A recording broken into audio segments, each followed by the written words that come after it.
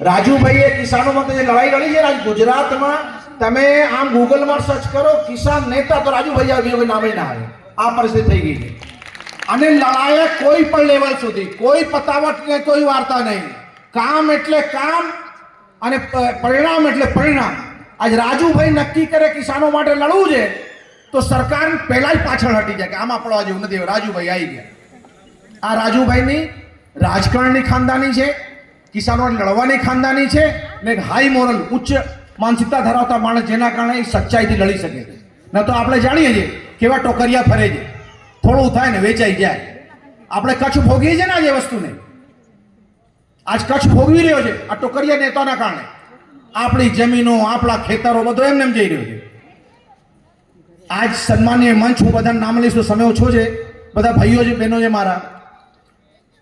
આજ આ મને કાલે કે ગોપાલભાઈની એક વાત બહુ ગમી ગઈ મને. રાજુભાઈ કાલે તમારા 27મી સભામાં હતા લગભગ, ગોપાલભાઈની વાત બહુ ગમી ગઈ. આપણે જાણીએ છીએ કે કચ્છમાં 6 ધારાસભ્ય ભાજપના છે.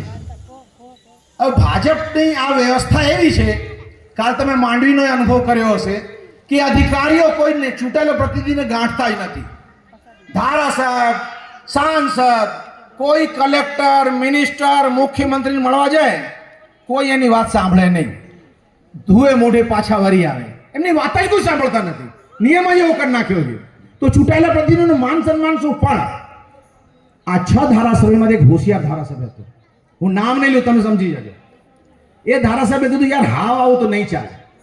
તો શું કરશું કે હાલો આપણે ખખડાઈને ગુજરાતના મુખ્યમંત્રીને આપણી રજૂઆત કરી આવી. રાજુભાઈ ખખડાવીને ગુજરાતના મુખ્યમંત્રીએ આપણા કચ્છના મુદ્દાની રજૂઆત કરી આવી. તો 6 ધારાસભ્ય મુખ્યમંત્રી મળવા ગયા અને આમ દરવાજો ખખડાય, આપણે કે કુંડી આમ ખખડાવી, કુંડી ખખડાવી. એક ભાઈ કીધું બીજા કે તમે બધે ખખડાવો, એટલે 5 બીજા ધારાસભ્યને ખખડાવી દીધું. અંતર તો કોઈ બોલાવવાનો હતો નહીં એમને કે ભાજપમાં નેવની ધારાસભ્યની કોઈ વાત સાંભળવાની.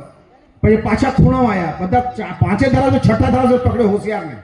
તું તો કહેતો હતો કે ખખડાઈને કહી આવશું, રજૂઆત કરી આવશું કે આવો ખૂણામાં. આપણે બધી દરવાજા ખખડાય ને. હવે આપણે કચ્છમાં જઈને કહેશું કે આપણે 6 ધારાસભ્યો કચ્છના જેટલા પ્રશ્નો છે એ બધાની રજૂઆત મુખ્યમંત્રીએ ખખડાઈને કરી આવ્યા. એટલે કુંડી ખખડાઈને કરી આવ્યા. આ દશા ગુજરાતમાં આપણા કચ્છના ધારાસભ્યોની છે. અને આપણે જાણીએ છીએ હમણાં જ વાંઢિયા ગામમાં ભચાઉ તાલુકાના વાંઢિયા ગામમાં તમે વિડીયો જુઓ, બેનો ઉપર જેસીબી ફરી વળે છે. ખેડૂતોને ધક્કા મારીને, ટાંટિયા ખેંચીને, ટીંગાચોળી કરીને પોલીસ ઉપર લઈ જાય. અને પોલીસનો બાપનો રાજ છે.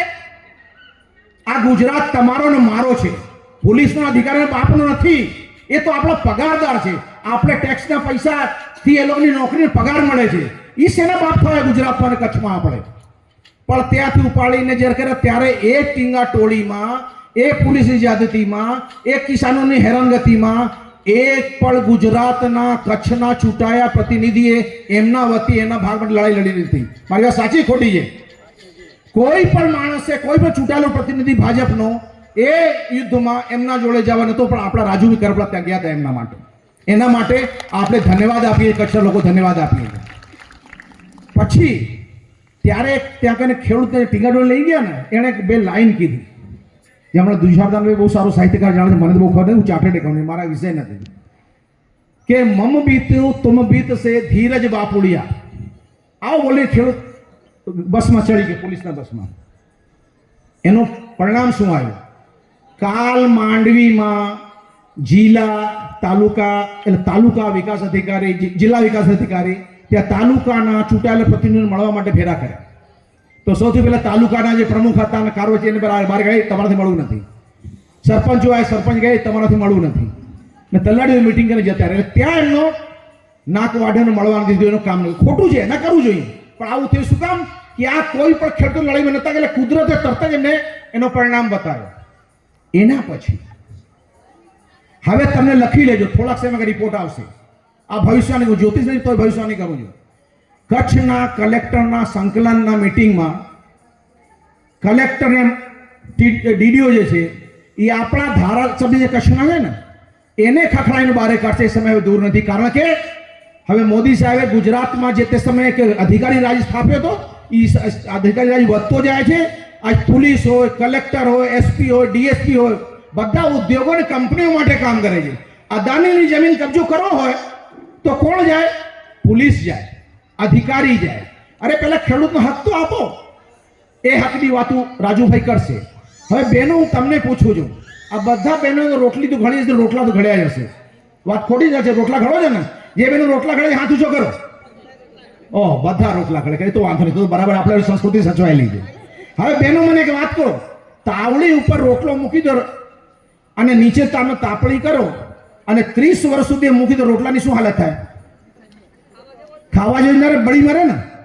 તો આજ ગુજરાતમાં જે સરકાર છે એની હાલત છે. 30 વર્ષથી તમે મત આપીને એ રોટલો બળી ગયો છે. હવે તમે રોટલો ઉથલાવશો નહીં ને તો આ રોટલો બળી જ જવાનો છે. આપણે હવે વહેલી તકે રોટલો ઉથલાવવાનો સમય આવી ગયો છે. અને રોટલો ઉથલાવવાની જવાબદારી એ બહેનોનું આપણે, કારણ કે આ બહેનોને નરેન્દ્ર મોદીએ એમ કીધું હતું કે હું તમારો ભાઈ બેઠો છું, તમારી જરૂરત પડે તો મને કહેજો, જાણો એક સાદ આપજો. અને બહેનોએ શું, ત્યારે કેટલા 400 રૂપિયાનો બાટલો હતો. 400 નો બાટલો 1200 પહોંચી ગયો. પણ કોઈ પણ બેને સાદ આપ્યો, કોઈ એનો ભાઈ ત્યાં દિલ્હીથી કોઈ જવાબ આપવા ના આવ્યો. બાળકોને એડમિશન ન મળ્યા. પેટ્રોલ ડીઝલ 60 થી 100 રૂપિયા પહોંચી ગયો. તોય બહેનોને સાદ આપ્યો, પણ આ ભાઈએ કોઈ જવાબ ના આપ્યો. બીજો તો મૂકો, બાટલો નતો મળતો એટલે બાટલો માંગતા હતા. એમણે બાટલો તો ના, પણ બાટલી ઘરે ઘરે પહોંચાડી દીધી. બાટલી ધંધા વધી ગયા સરકારમાં.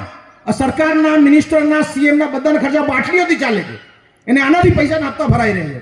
શરમજનક છે, શરમજનક. આ ગુજરાત સંસ્કૃતિ સંસ્કારનો દેશ છે. આ ગુજરાતનો માનવંતી ગુજરાત, જે ગુજરાતી જ્યારે વાત કરે છે તો સ્વાભિમાન ગર્વથી વાત કરે છે. ત્યારે આપણે એ કહેવું પડે કે ગુજરાતમાં દારૂબંધીને દારૂ ઠેર ઠેર વેચાય છે. હું તો આમ આદમી પાર્ટી કાર્યકર્તાઓને કહું છું, વહેલી તકે નક્કી કરો, જ્યાં જ્યાં દારૂના અડ્ડા ચાલે છે એમાં જનતા રેડ ચાલુ કરો, તો જ આ સીધા ચાલશે. મેં કેમ મહેતા, જગદીશ મહેતા શું નામ છે? જગદીશ મહેતા બહુ સારી વાત કરી કે ગુજરાતમાં દારૂબંધી થાય તો કોને શું હાલત થાય કે દારૂડિયાને કાંઈ નહીં થાય, પણ પોલીસ ફફડીને મરી જાય, પોલીસ હપ્તા બંધ થઈ જાય. એટલે પરિસ્થિતિ આ છે. એટલે મિત્રો, લાંબી વાત કરતો નથી. આપણે રાજુભાઈને સાંભળવા બધા આવ્યા છીએ.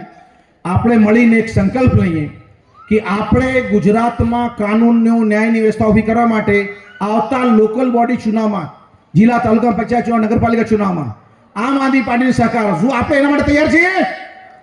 જોરથી બોલો હા. તો ભારત માતા કી, ભારત માતા કી જય જવાન, જય જવાન. ધન્યવાદ.